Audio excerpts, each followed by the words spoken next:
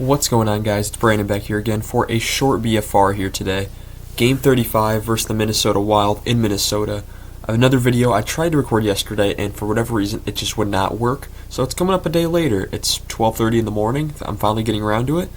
7 o'clock game or 7:30, I don't remember, on December 23rd.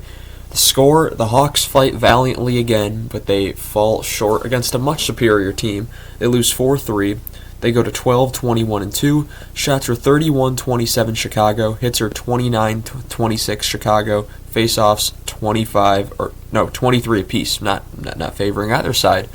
Power play, Chicago goes 0 for 0 because they don't have a power play. Minnesota goes 0 for 1.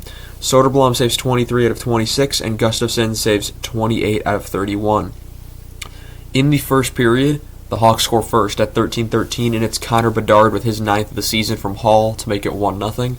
8:49, Minnesota responds. It's Kirill Kaprizov, Kirill the Thrill, with his 23rd of the season from Rossi and Zuccarello to make it 1-1.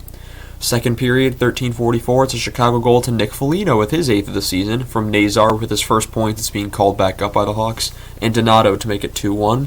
12:55, it's a Minnesota goal to Jared Spurgeon, so even less than a minute later, he's one of those Hawk killers.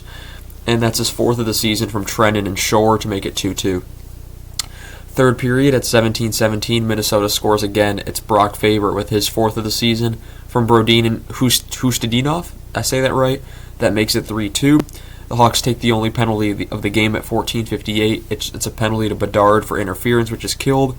Mrazek is pulled, and at 1:24, Minnesota gets the empty net goal. It's Marcus Foligno, so both Foligno brothers score.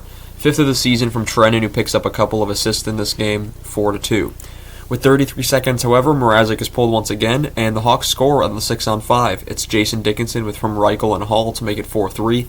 Reichel's production has slowed down a bit, so that's something you got to be concerned about. You want him to be up in that you want him to be earning that top 6 spot in the lineup. At the start of the season, he was doing well. Now he seems to have fallen back down to earth a bit. And I'm wondering now, is he just going to stick on the 4th line? Because there's really no spot for him in the top 6 with the weight. I mean, it's hard for someone that's projected to be a top 6 forward to produce points when they're not being put in the top 6, but even when he gets the few chances there, he doesn't make the most of them. So Reichel may be stuck as a bottom 6 forward or middle 6 for the rest of his career. Hopefully not. I hope he eventually gets to that next level. He is still young, but you never know at this rate. Hall picks up a couple assists this game, and so does Trennan.